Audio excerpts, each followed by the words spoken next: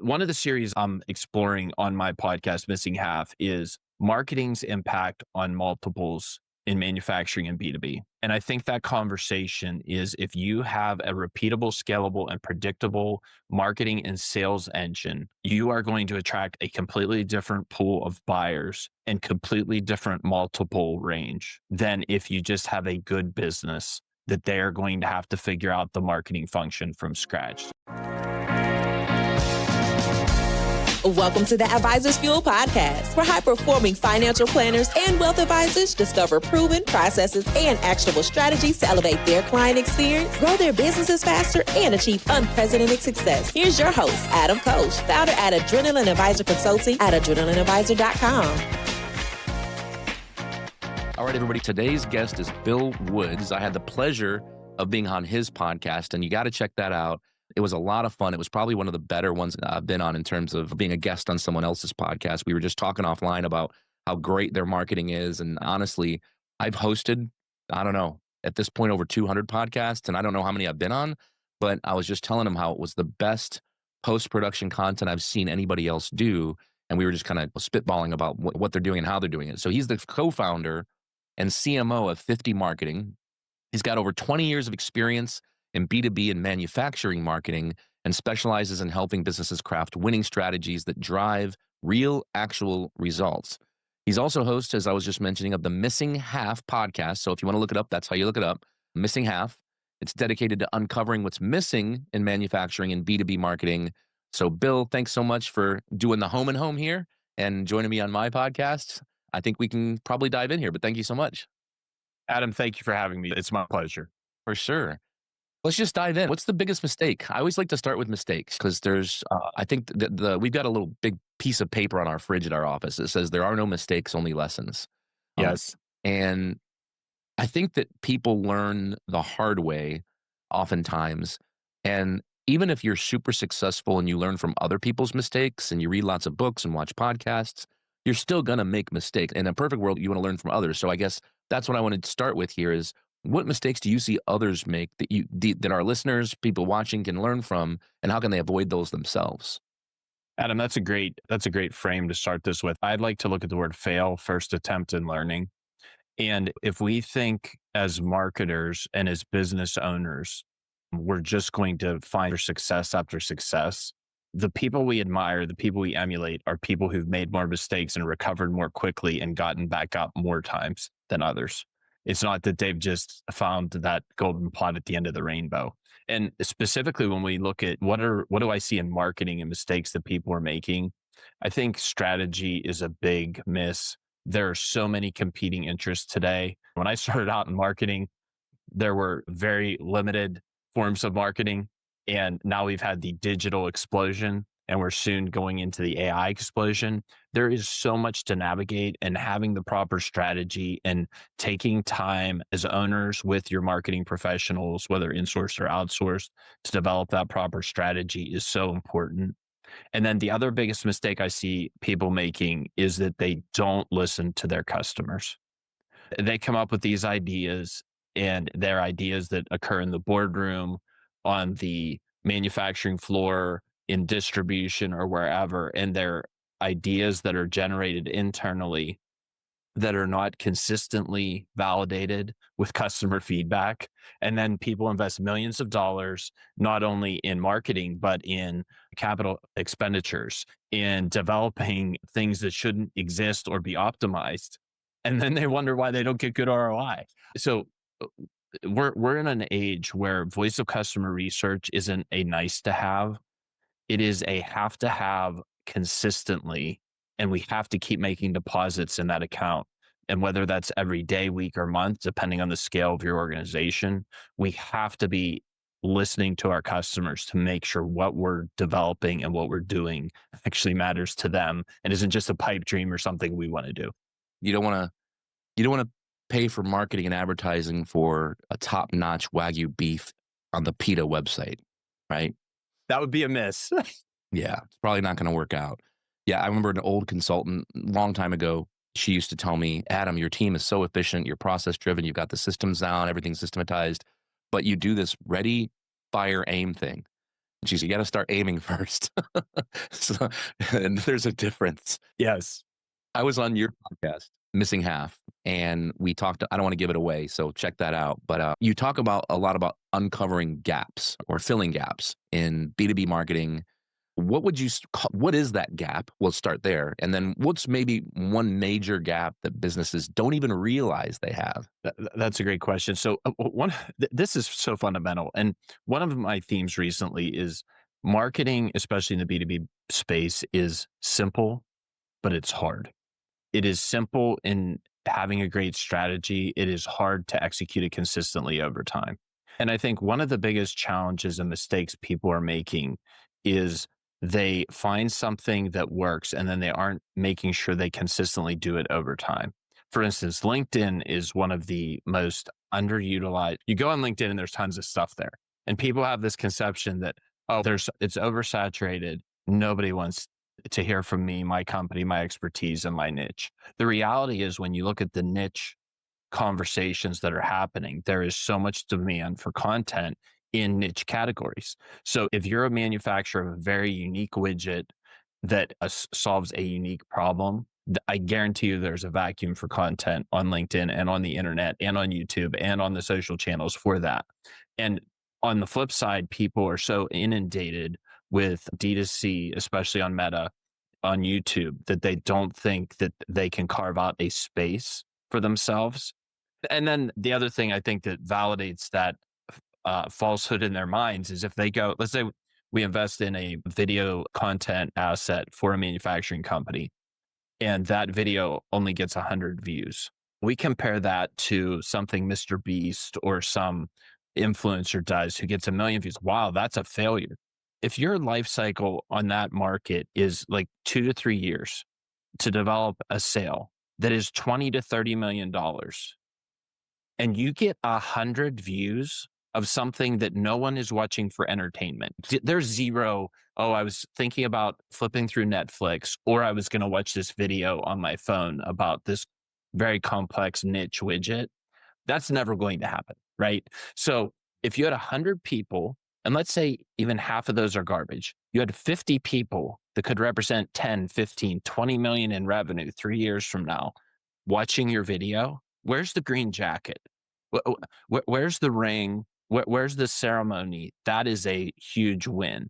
And I think we get caught up in this D2C market and all of this bandwidth and all of this activity and don't recognize how small our markets are and how incremental those little touch points are that can actually move the needle long term. That makes a lot of sense. Well, on the podcast that I was joining you on, we were talking about how things have changed. And I'm not a big believer in that things change frequently. I think that there's trends, Sure. kind of like you were saying with, I think where we were talking about the iPhone and the smartphone and how that was revolutionary. And then that maybe AI is going to be the next big, kind of like the smartphone, right? Sure. You've been in marketing for more than 2 decades now. That's a long time. Ooh. Sorry, I didn't mean to. Yeah. Easy, gentle, Adam, gentle. I don't mean to drive the dagger in here, but what's one strategy that worked 20 years ago, but completely, totally does not work anymore today? That's a great question. And so the 50 Marketing brand, our agency's brand, is that in 1896, John Wanamaker, the father of modern advertising, said half or 50% of my advertising is wasted. And this was in what, 1800s, late 1800s. So there were like 3 primary forms of advertising back then, right? Now, yeah, we don't have enough fingers and toes, even if we take our shoes and socks off, to count how many advertising methods there are. So I think that's a great question. And I think when we look back over time, I don't think there's anything really that has become completely obsolete, but I think there's become absolute segmentation between what is and isn't working. But then when I say that, that's almost false because things come back around. We can now do TV advertising with B2B directly to specific users with messages. Like when you think about, oh, people used to advertise on TV for some of the big B2B brands. Now that doesn't work anymore. Probably doesn't work on the Super Bowl. But if you have targeted B2B buys for those buyers and you can deliver to their devices and deliver to their IDs, then you're probably back in the game. I've been having some conversations with some industry experts on direct mail, and everybody thought direct mail was dead. But Mm. we're seeing a return and a resurgence to B2B direct mail because we have guaranteed deliverability. We're competing with less traffic. I remember 20 years ago working for my dad. He had a fairly large business, did about $100 million. And we had a lot of employees here at the office. I remember the mail truck would come and there were these two huge bins that came in every day. And we actually had somebody, the receptionist, who would go to the mailroom and sort the mail into the slots, like old school, right? Now, here at our business, if we get 2 to 3 pieces of mail a day, it's a lot. And we actually look at them. Whereas before it was just like wheelbarrow loads of garbage. So I think everything has its place. And the key, though, for every business owner is finding what works for you. And that has to be driven first by where does your audience hang out?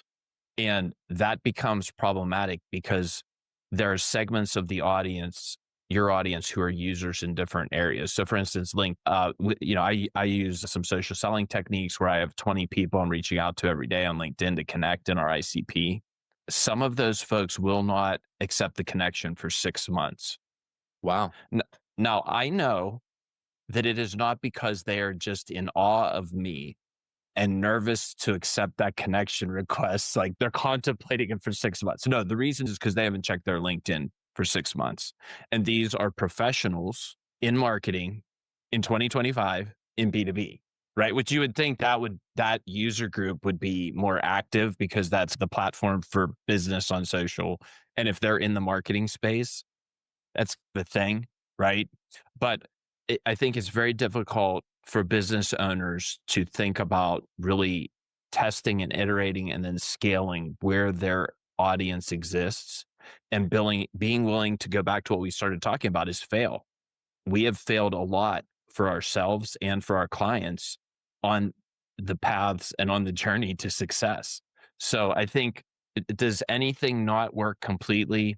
I don't think so, but we have to be much more selective and we really have to test and find out what isn't going to work to dismiss it from what isn't going to work for us. That makes sense. I find it particularly interesting, snail mail marketing, because you're 100% right. I don't get a lot of mail anymore. Honestly, the only mail I get are bills. So when something that's not a bill on a relative basis, that's pretty cool. It's, oh my God, it's not a bill. This is great. It even works on younger generations. This is one of the conversations I've been having. So I have some children who are in college and approaching college, and the higher ed marketing is lights out with this direct mail. And even young people who are 17, 18, 19 years old are like, oh, wow, I got something in the mail. And it's not that their generation is conditioned to that being something important because, like, they don't send, I don't know that my children have ever really sent a letter, right? Like when we were kids, you would send a letter because that's how we communicated. I remember I was in Australia for 5 weeks once on a trip and I sent some postcards back because when I was there, the only other way to do it was pay like $5 a minute for a phone call. So there were no phone calls, right? I had to call into AT&T to some line my dad set up for me. Anyway, it was terribly expensive. And he was like, let's keep it short. How are you? Good. Okay. But yeah, the mail is a breakthrough. And let's be honest, in marketing, we need to be about winning, not altruists. So if direct mail is going to move the needle, and that's one of the touch points that attracts, that moves people through the consideration phase, that moves to the convert, I don't really care. I don't care what we do, just so the combination of the methods and tools we use moves the needle. That's got to be our job. And that goes back to the strategy. Business owners need to invest in people who are testing lots of stuff and failing at it and finding that right mix to move them forward. That's just kind of my hot take on direct mail. Don't look at that as something that's too old or too cold because it does work. Yeah. It's almost like fashion coming, things that are back in the day come right back into style eventually. And That's right. never imagine why either. It's a good segue actually into my next question I had for you, which is just about brand positioning in general and all the things you need to do. I think oftentimes business owners get this idea that because of my business or my industry, what I do, this is what works and nothing else works. I need to just do this. And as a result, I think due to just preconceived notions, I think a lot of business owners struggle with defining their brand positioning for starters. Being a strategist as you are, what would you say your approach is to helping business owners and their companies stand out in what's obviously a crowded marketplace, no matter what your industry is? A great question, Adam. So we often get this call from an owner, founder, C-suite at a manufacturing or B2B company that, hey, our website and all of our collateral, everything we do doesn't represent who we are today. I'm like, who does it represent? Who we were 30 years ago or 20 years ago or 10 years ago. And right, if you're around that long, you go through many changes. Nobody makes the same thing they did 30 years ago the same way to the same market, or rarely. Whenever we get into that situation, we have some frameworks that we provide our clients, but here's some of the biggest mistakes or biggest gaps or opportunities that I see. Number one, I think when you look at branding in 2025, we have to look at all stakeholders, especially for manufacturing and B2B and anybody who's struggling with recruitment. We not only need to look at our potential clients, but we need to make sure our brand message is also resonating for our recruitment and retention. So we need to look at the stakeholders of our current employees and potential employees, because that may be the demand issue we're facing, right? That may be the problem that is bigger than the customer problem at times. The other thing I see beyond not identifying all the stakeholders and really making sure that it resonates across everyone as much as possible is dialing in the difference between your brand promise and your brand aspiration. So your brand promise is what you can deliver today to your client. And that starts with what we say in the advertising to attract them, what sales says to close them, what the actual product or service experience is, and then the CS team, and if there's aftermarket or follow up or whatever. It is that consistent thread that they experience the whole way through. That is your brand promise, what you can deliver today. Okay. The challenge we face, and this is with especially with entrepreneurs and owners and founders in manufacturing or innovation spaces, their mind is not on necessarily what they do today. They have people that deal with that. Their mind is on what they are envisioning their company or their product or service, what it's going to become over the next 3, 5, 7 years, their aspiration. And it is, you cannot communicate your brand aspirations as your brand promise, or you're going to have a disconnect with your customer experience. So for instance, if 50 Marketing said, we are enabling AI to transform your marketing function for B2B and manufacturing, that may be an aspiration of ours. And in 2 to 3 years or whenever on the horizon, we may be able to achieve that. That would not be the experience of our clients today.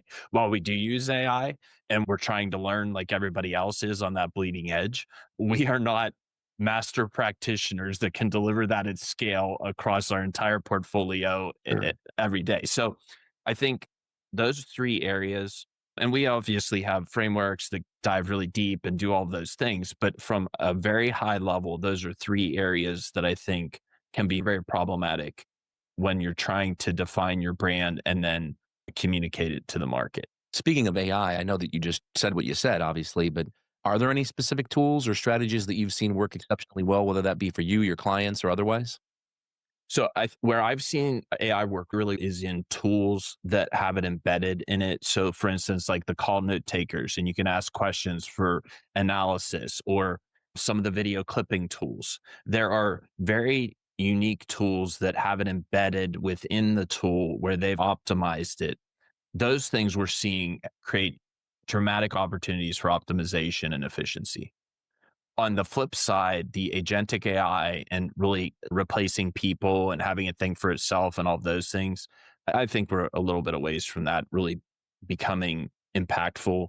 Hallucination, privacy issues on data. There's a lot of issues that have to be dealt with and solved. And I think the problem right now with AI is everybody thinks that they can get a pro account and they're going to come up with something that's going to be the unicorn, that they're talking about, the new 30-person multi-billion-dollar valuation company, right? That's going to be the new model. And I have several AI accounts like the Chat GPT and the Pro. And yeah, so I'm right there with those folks in Silicon Valley, and I can produce at a high level. So we're all playing, we're all experimenting, but we're a long way from that. And when I say a long way, it's not going to be 50 years, but we all shouldn't run from the room and liquidate our assets and buy a milk cow and start having eggs and doing our own gardens because we're all going to get replaced, right? It's a long way off. The other thing, and my nephew works in a research university on this subject, and he said the power issue has yet to be solved. There is not enough electricity on this planet today to power the ideas of AI and robotics. So there's napkin math that has not even been solved, let alone gone through to production and realization to make this work. It's actually great news because that means that that Skynet would just power itself down if it were to get into power, right? So we don't have to worry Yes. at all. So one of the things I hear a lot, I hear this when I talk about marketing with people, which I have a couple different companies, but specifically when we talk to business owners about marketing and ROI specifically, I think owners have a lot of they lack a lot of patience. I've always believed in marketing, you go big or you go home, and then Sure. second of all, you have to have patience. You have to give it time. So what would you say is a common misconception that business owners have about marketing ROI in your opinion, and how do you help them rethink that approach? So I think, and this is funny because I struggle with this myself. I tell our clients to be patient all the time, and you have to be because it's not we all get sucked into these case studies and examples that occur for like D2C companies or for SaaS companies where there's a very linear mathematical model that you can measure inputs and you can get that $99 a month sale for this amazing new SaaS product.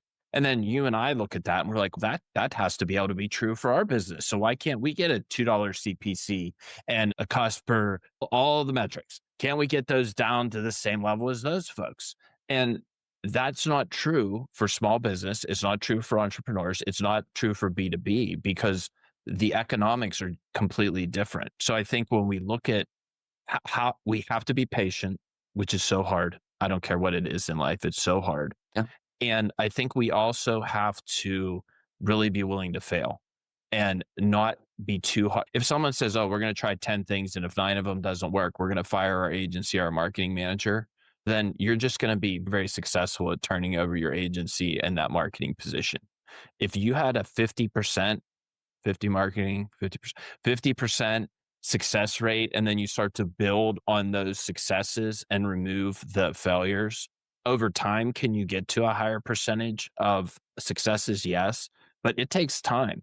And I think, especially when you look at the long buying cycles that occur in manufacturing and B2B services, you can't expect to start a marketing campaign and turn dollars in 30 days when your normal buying cycle is 24 to 36 months. You got to build brands. You got to establish authority. You've got to show up consistently to be considered by that buyer. And that's hard to do. That just not even from a business standpoint, from a personal standpoint. If I start a new protein shake and it doesn't immediately I started a new protein shake a week ago and I don't feel more ripped and I haven't lost weight. It's been 7 days. Come on now, right? Sounds like a terrible shake. I don't know. Yeah. I got to find a new one, right? No, that makes sense. I think that the patience thing is just so key. And I think that people in this day and age, I think we're all being subconsciously trained to be less patient in our attention. Yes. You're just getting shorter and shorter, unfortunately. So content strategy. You talked about tools. You talked about ROI. What about getting down and dirty, getting our hands dirty with the content data? What's 50 Marketing's approach to content strategy, and how is it different compared to, say, a traditional run-of-the-mill marketing agency?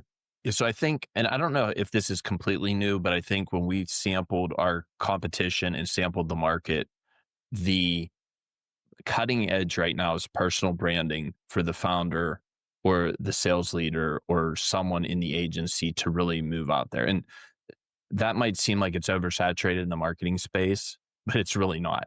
We did a competitive analysis of what we consider our top 20 competitors, and less than 10% have someone like myself in a leadership role who are doing personal branding, who are posting on LinkedIn every day, who are recording the videos, doing the podcast, out there, attending the conferences, stages, the whole 9 yards. So if that's true in the marketing space, I guarantee there's a greater demand for that. There's a greater void in a lot of other industries and spaces because marketing people like to chat. right? That's their thing. Whether you're a comm major or a marketing major in college, that was the group that was always ready to communicate. And the engineers walked by with their heads down, right? Like that stereotypes, but that's just the way it was. So personal branding, I think, is a huge thing. And really going deep and getting busy in some of the platforms. So when we look at LinkedIn, there's a lot of things you can do in LinkedIn. There's a lot of things you can do in your data to really make sure you're targeting your ICP.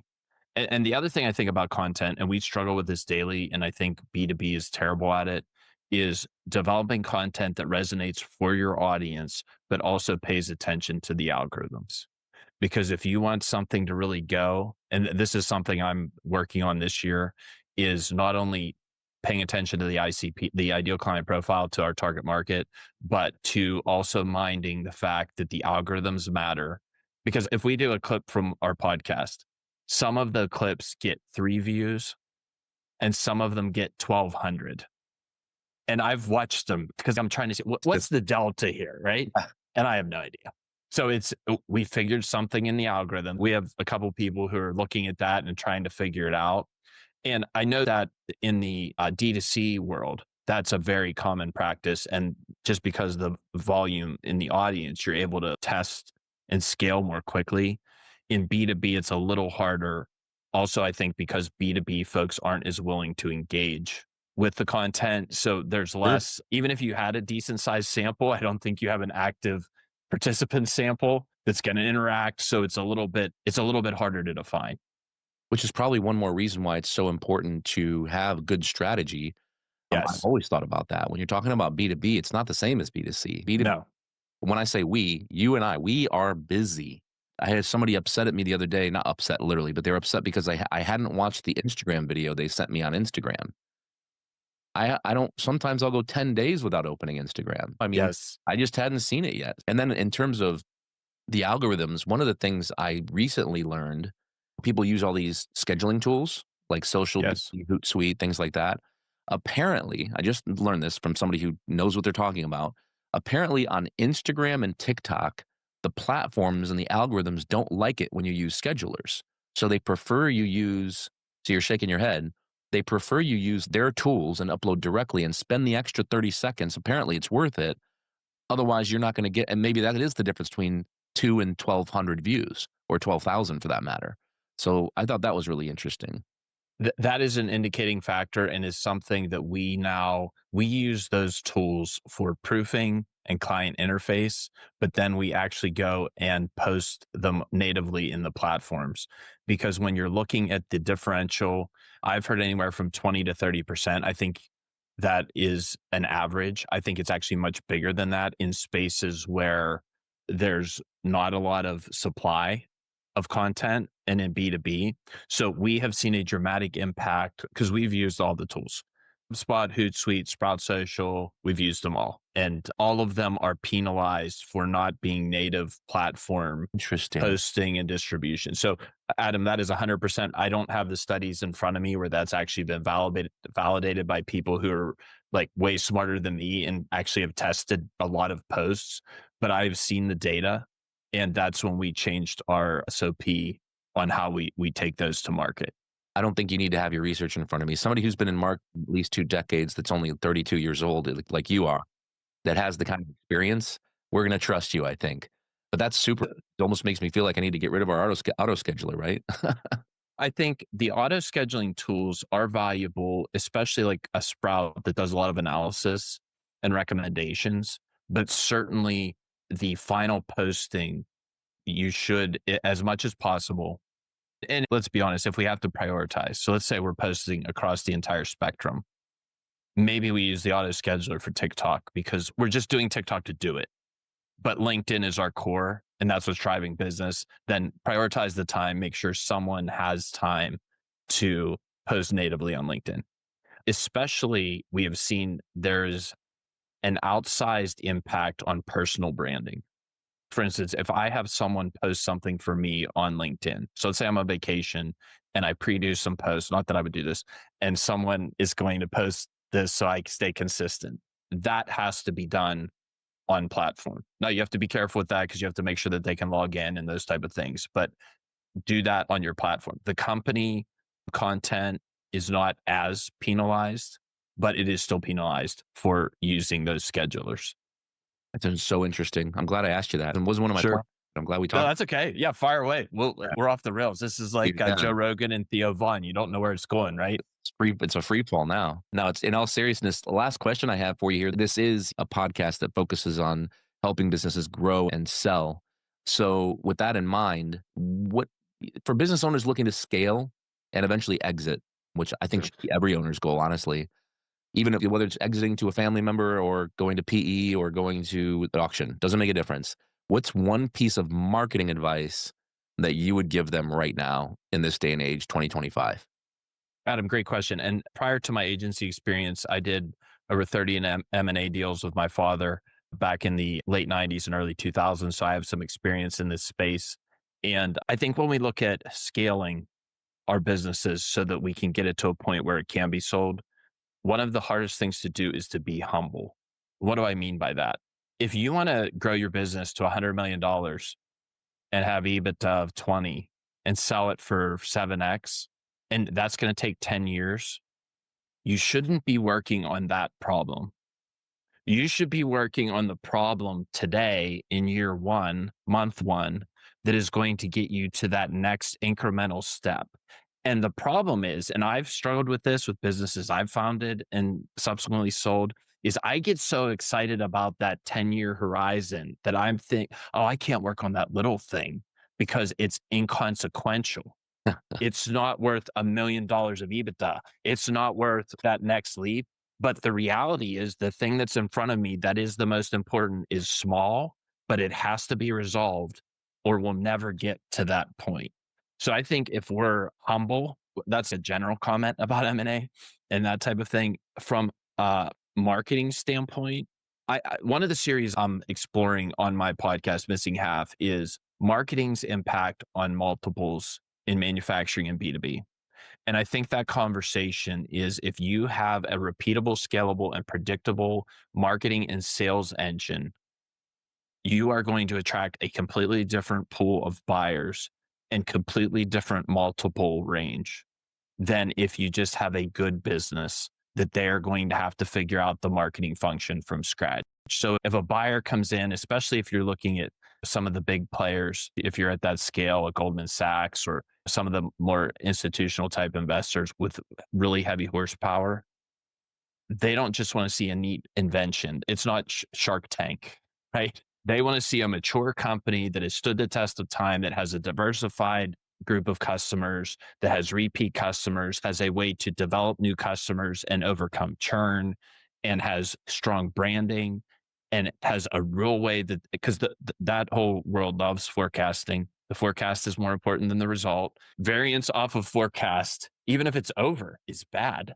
You have to hit the forecast. So I think having that predictable, repeatable, scalable marketing and sales engine is so important.